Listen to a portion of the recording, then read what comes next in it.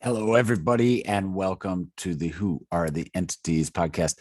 I am Louis Unget, and this is a new podcast where we look at who are the entities, examining drugs, DMT, LSD, mushrooms, and other psychedelics, and talking about the fact that people interact with something when they take these drugs. Study after study shows that people say that they encounter entities of some sort, spirits, elves, they call them angels or demons, but people are interacting with something. And when they come down, especially when they take like a very strong hallucinogenic like DMT or ayahuasca, they come down and they say they interacted with something real. And so the podcast here is all about questions surrounding what is it that they're seeing up there. So today I just want to, this is a short podcast. I want to talk about 10 ancient societies that interacted with these entities in some way by doing psychedelics. In the ancient world, they did psychedelics often as part of their religion. And so here's 10 ancient cultures that did psychedelics. The first is the Philistines. So you might be familiar with this from, if you know your Bible or you know the story of David and Goliath. Goliath was a Philistine. And the Philistines, it's been discovered forensically that they used drugs in their magic brews. There was an article in the UK's Express written by John Austin, citing some scientific studies that had been found. And he says the following. He says, hyoscyamus was historically used for its psychoactive properties in magic brews to induce trips or trance-like states.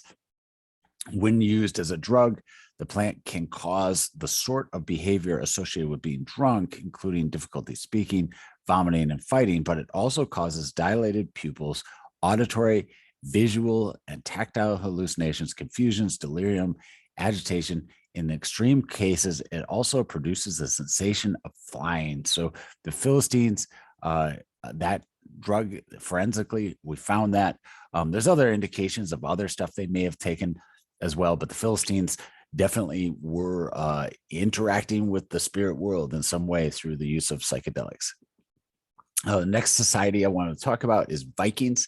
The pre-Christian Vikings used a plant called stinking henbane as a hallucinogen.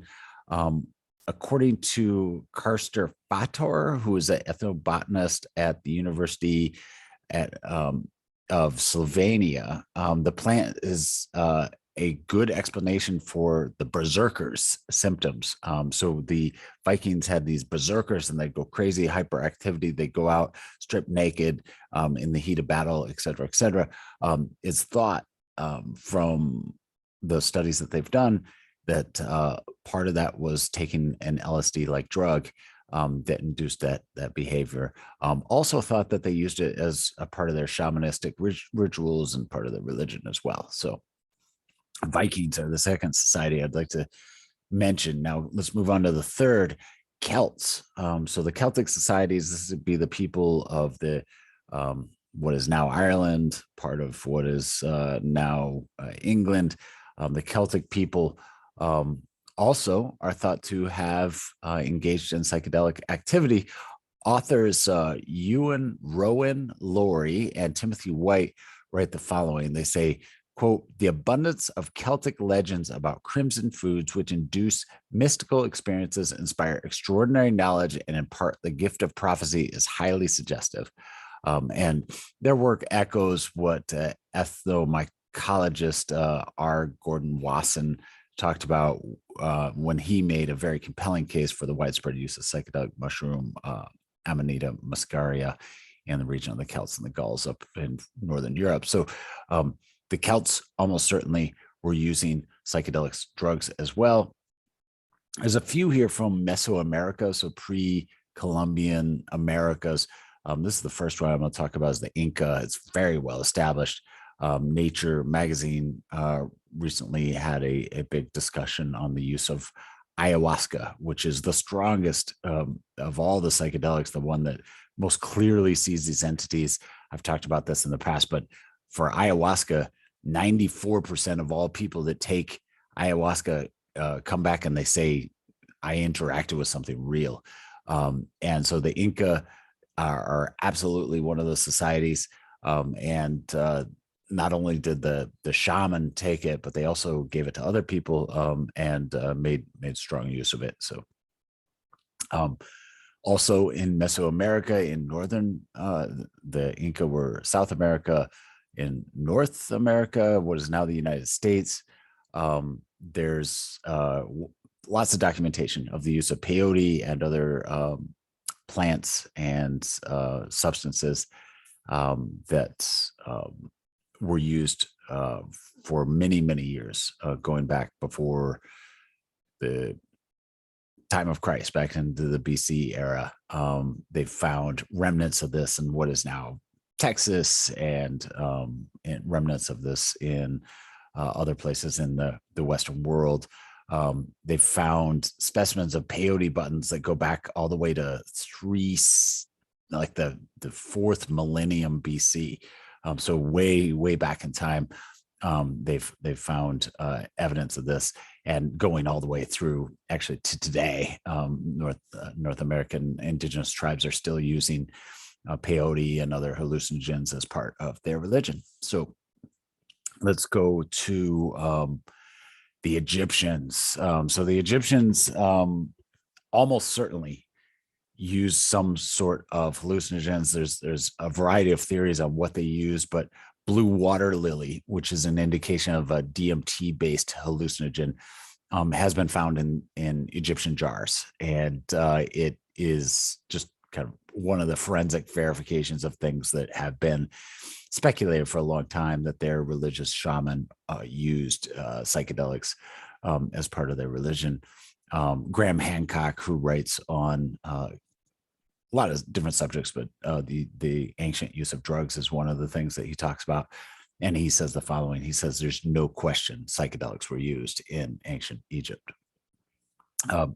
So the Egyptians, another ancient society that used psychedelics. Let's move to Northern Europe. The Germanic tribes, what we would call the Gauls, or the tribes of Northern Europe, not quite up into the Celtic area. They also almost certainly use psychedelics.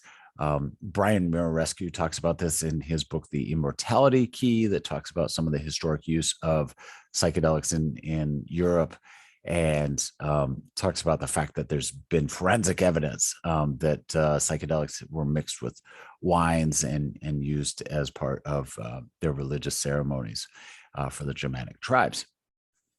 Okay, let's go back to Mesoamerica. So we talked about South America. We talked about kind of what is now the United States.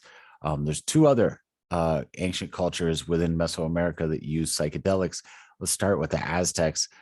Jacob Christensen from the Department of Pharmacology of Iceland at the University of Iceland did a big study detailing all the evidence for psychedelic use among the Aztecs. Pretty interesting read, but basically they used lots of psychedelics as part of their religion. So very, very interesting there.